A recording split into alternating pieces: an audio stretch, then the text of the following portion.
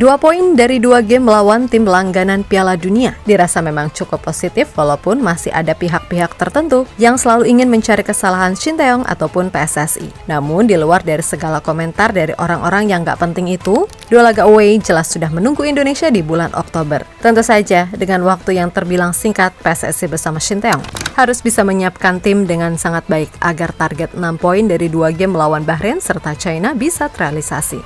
Salah satunya, ya sudah pasti mempercepat proses naturalisasi Michelle Gers dan Eleanor Reinders, serta meminta para pemain lainnya untuk tetap jaga kondisi dan jangan sampai cedera, sehingga bisa tampil maksimal di 2 laga away tersebut. Nah, berdasarkan gambaran match pertama dan kedua, tentu laga melawan Bahrain pastinya nggak berjalan mudah. Sebab ini tim seperti layaknya tim Timur Tengah lainnya. Diketahui liciknya minta ampun, dan malah lebih licik dari China itu sendiri. Yang paling mencolok, tentu saja ketika Bahrain melawan Jepang, di mana dalam laga tersebut meskipun menang 5-0, pelatih Jepang Hajime Moriyasu merasa sangat kesal dengan sikap supporter Bahrain yang ibarat orang-orang norak dan gak ngerti sopan santun. Atas dasar itulah Moriyasu berharap kalau Indonesia bisa hati-hati dan mampu mengalahkan Bahrain agar mereka sadar selemah apa mereka. Apalagi kelakuan pelatih Bahrain yang masih aja sombong dan malah menyenggol Indonesia usai laga melawan Jepang. Yang mana itu cukup membuat Ketua PSSI, Pak Erick Thohir merasa sangat tertantang. Dan seperti apa yang beliau tegaskan, kalau tim Bahrain dikerjai di luar negeri, maka siap-siap aja. Ketika mereka away ke sini, akan ada kejutan yang mungkin gak akan pernah mereka lupakan sepanjang hidup mereka.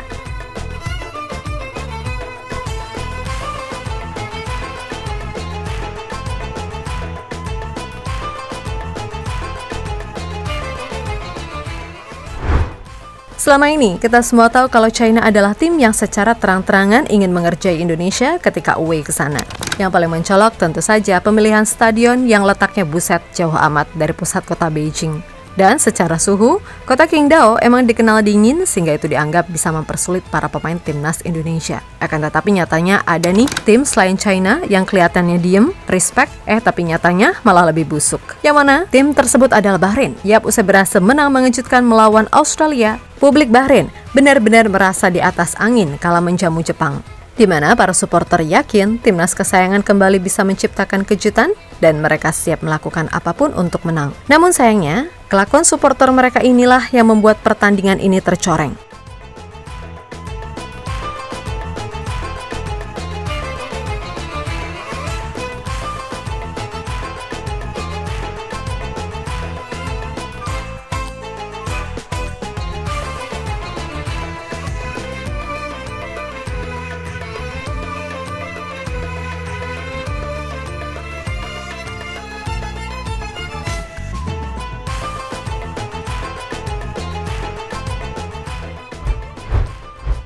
Yap, di laga versus Jepang, supporter Bahrain benar-benar mendapat kecaman dari berbagai pihak atas kelakuan mereka yang dianggap sama sekali nggak etis. Pertama, saat lagu kebangsaan Jepang dikumandangkan, bukannya dia menghormati, malah yang ada para supporter Bahrain ngejekin lagu kebangsaan Jepang hingga membuat pelatih Hajime Moriyasu marah. Baginya, apa yang dilakukan oleh para supporter Bahrain sama sekali nggak mencerminkan mereka sebagai bangsa yang berbudaya. Setiap negara memiliki budaya dan pandangan yang berbeda. Saya ingin menerima keberagaman itu, namun saya tidak mau lagi ada ejekan selama lagu kebangsaan. Timnas Bahrain mampu berlaga dengan dewasa. Saya harap para supporternya melakukan hal yang sama, kata Moriyasu usai laga. Nah, selain mencemooh lagu kebangsaan Jepang, para supporter Bahrain yang katrok itu juga dinilai melakukan sesuatu yang dirasa cukup membahayakan bagi para pemain Jepang. Di mana momen itu terjadi ketika Jepang mendapatkan hadiah penalti. Ketika itu Ayase Ueda yang menjadi algojo tampak jelas mendapatkan sorotan laser dari supporter tuan rumah. Meskipun pada akhirnya penyerang Feyenoord itu sukses melakukan eksekusi, tetap saja Moriyasu merasa marah karena hal itu dinilai bisa menyebabkan gangguan mata.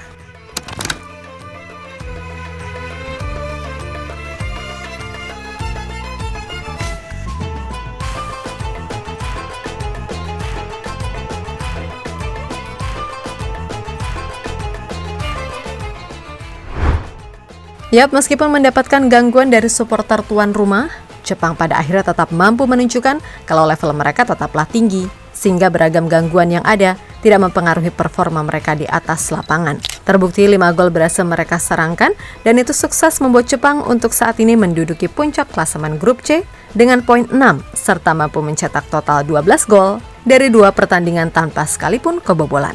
Dan terkait soal timnas Bahrain yang akan menjamu Indonesia setelah ini, Jepang pun sepertinya memberikan kode kalau Bahrain ini tim yang jauh lebih licik. Sebab selain supporter, karakter pemain Bahrain yang seolah udah template kayak tim Timur Tengah lainnya adalah suka banget yang namanya drama-drama dan suka bikin emosi tim lawan. Australia yang di laga pertama juga sudah merasakan itu semua, termasuk kartu merah Kusini Yengi yang entah emosi atau emang nggak sengaja. Beneran sampai nerjang dada pemain Bahrain. Intinya karakter tim Timur Tengah emang gitu, dan semoga Indonesia bisa bermain sabar saat away ke sana.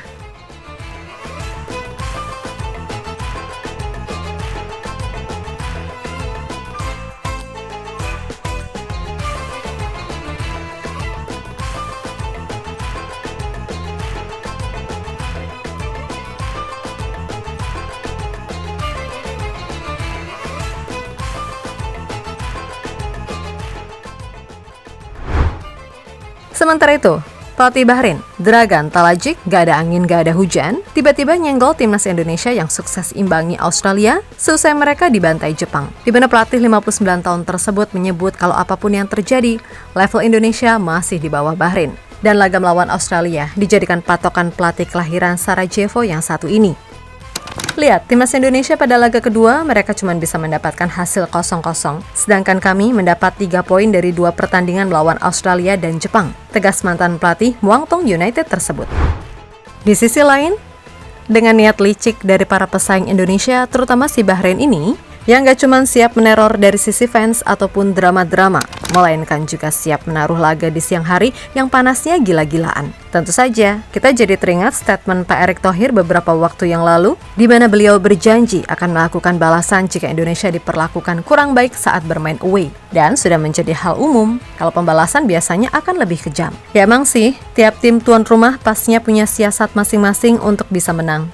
Tapi kalau caranya benar-benar dirasa kelewat batas, ya udah pasti Pak Erick nggak akan tinggal diam, sebab beliau sendiri yang menegaskan hal itu beberapa waktu yang lalu. Nanti ya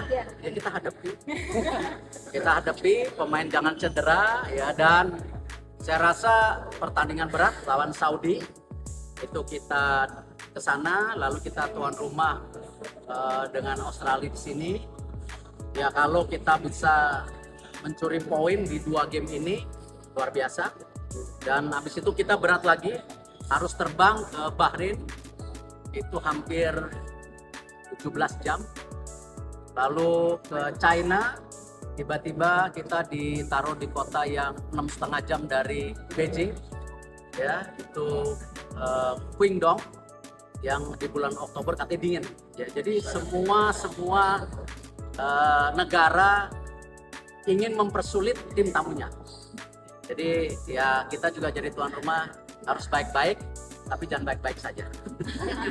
Kalau kita dikerjain di luar negeri, ya kita kerjain lagi di sini.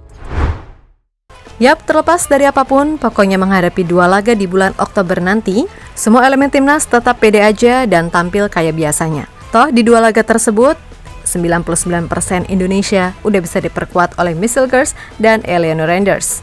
Harusnya sih 2 pemain itu bisa memberikan nilai tambah ke dalam kualitas tim yang secara umum udah cukup baik. Intinya 3 poin benar-benar sangat bisa diraih atas China maupun Bahrain. Dan semoga aja laga melawan Arab serta Australia kemarin bisa menjadi pembelajaran berharga serta pelecut semangat tim Garuda untuk bisa meraih asa menembus event sepak bola tertinggi sejagat raya, yaitu Piala Dunia.